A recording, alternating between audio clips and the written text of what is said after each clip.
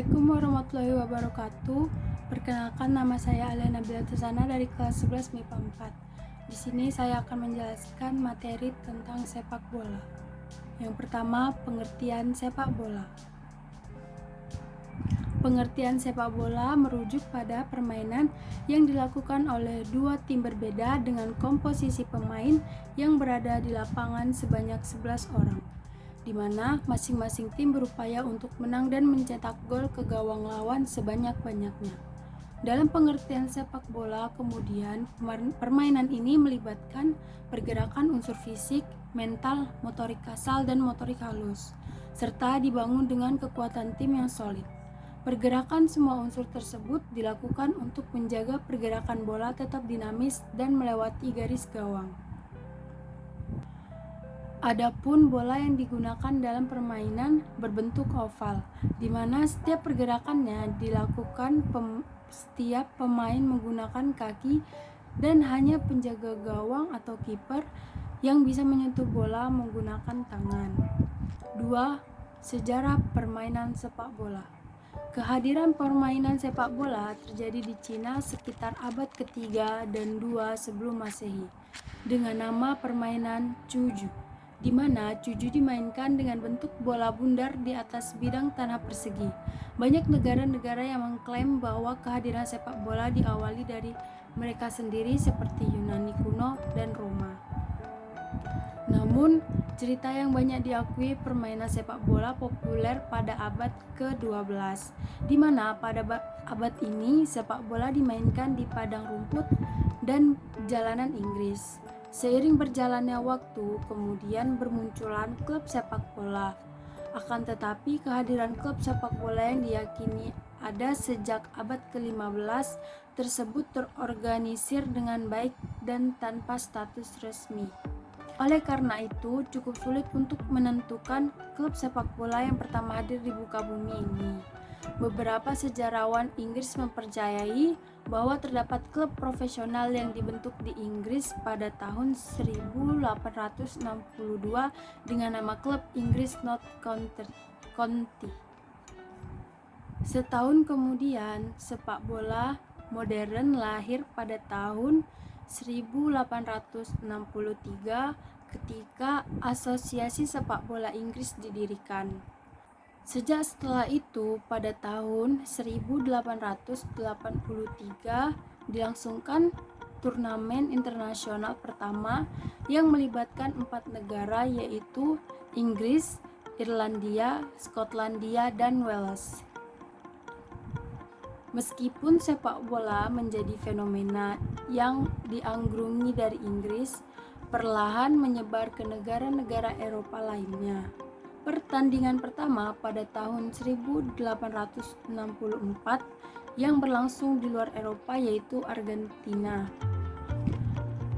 Tepatnya pada 21 Mei 1904.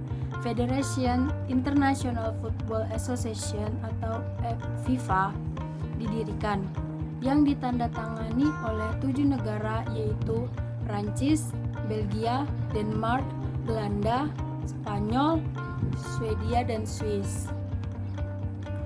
Semakin dianggrunginya sepak bola, diperkuat dengan dimasukkannya sebagai olahraga resmi dalam Olimpiade pada tahun 1908 serta Piala Dunia yang dilaksanakan pertama pada tahun 1930 semakin memperkuat olahraga yang sangat populer di kancah internasional.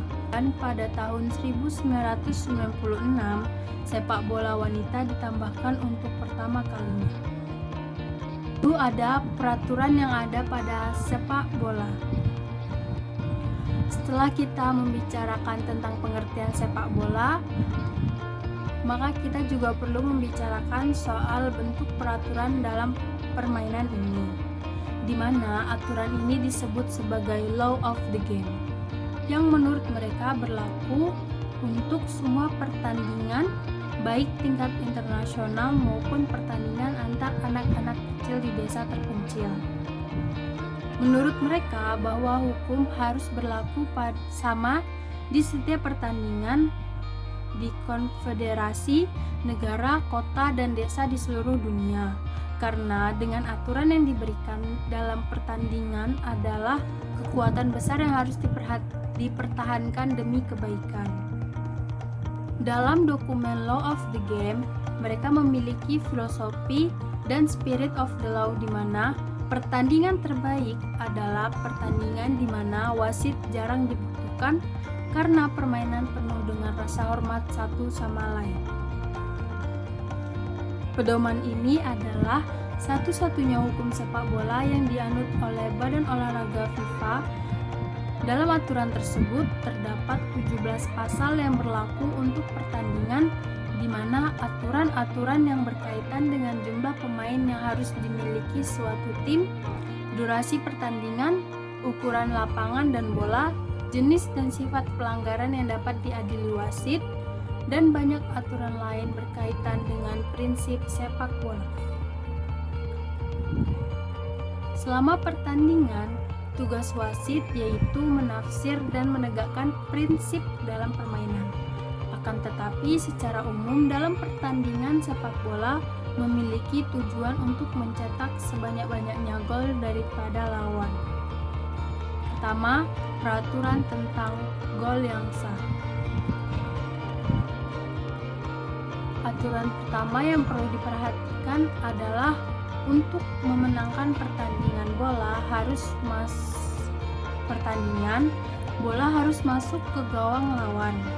Setiap tendangan yang mengarah ke gawang lawan harus diakhiri dengan melewati garis agar bisa menjadi gol yang sah.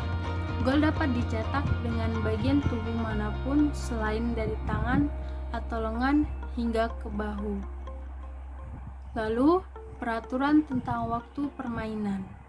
Aturan umum yang perlu diperhatikan adalah waktu yang berlaku selama pertandingan adalah selama 90 menit. Selama pertandingan akan dibagi menjadi dua bagian. 45 menit pertama, kemudian akan mengambil waktu selama 15 menit untuk melanjutkan permainan kedua selama 45 menit. Lalu ada peraturan tentang jumlah pemain. Aturan selanjutnya adalah jumlah pemain dalam setiap tim sebanyak 11 pemain. Terdiri 10 pemain lapangan dan 1 penjaga gawang.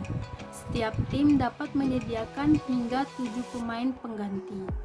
Pergantian pemain dapat dilakukan kapan saja dalam pertandingan dengan masing-masing tim dapat melakukan maksimal 3 pergantian pemain per sisi.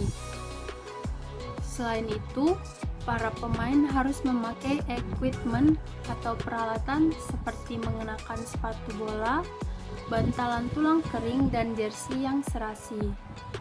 Selain itu, penjaga gawang juga akan mengenakan sarung tangan empuk. Dari setiap tim akan ditunjuk satu kapten, di mana kapten yang nantinya akan memakai karet kapten. Bola yang digunakan dalam permainan juga telah diatur di mana lingkaran harus memiliki ukuran 58 sampai 61 cm. Lalu ada peraturan wasit dan pemberian kartu.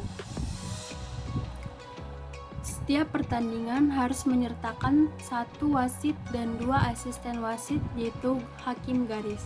Tugas wasit adalah bertindak sebagai penjaga waktu dan membuat keputusan apapun yang mungkin perlu dibuat seperti pelanggaran, tendangan bebas, lemparan ke dalam, penalti, dan ditambahkan tempat waktu di akhir setiap babak. Untuk pelanggaran yang dilakukan seorang pemain dapat diganjar dengan kartu kuning atau kartu merah, tergantung tingkat pelanggaran yang dilakukan. Keputusan ini biasanya dilakukan atas dasar kebijakan wasit. Kedua kartu tersebut memiliki arti yang berbeda, di mana kuning sebagai tanda peringatan, sedangkan kartu merah adalah hukuman untuk pemain yang melakukan pelanggaran berat, biasanya ditandai dengan keluarnya pemain dari lapangan hijau. Lalu, ukuran lapangan. Lapangan harus terbuat dari rumput buatan atau alami, di mana semua wilayah di dalam garis putih pada lapangan adalah arena pertandingan. Ukuran lapangan diperbolehkan bervariasi. Aturan FIFA menerapkan standar lapangan sepak bola internasional adalah panjangnya 100-110 meter, sementara lebarnya 64-75 meter. Adapun lingkaran tengah memiliki radius 9,15 meter. Sedangkan ukuran kotak penalti adalah 40,3 kali 16,5 meter. Di dalam lapangan terdapat 2 gawang yang dijaga oleh masing-masing kiper, di mana gawang itu sendiri terdiri dari bingkai berukuran tinggi 8 kaki dan lebar 8 meter. Lalu, ada pula manfaat bermain sepak bola, yaitu menambahkan kebugaran dan stamina, meningkatkan kerja tim dan sosial, baik untuk kesehatan mental, baik untuk kognisi, dan terakhir untuk membantu problem solving anak. Sekian materi yang dapat saya sampaikan. Terima kasih.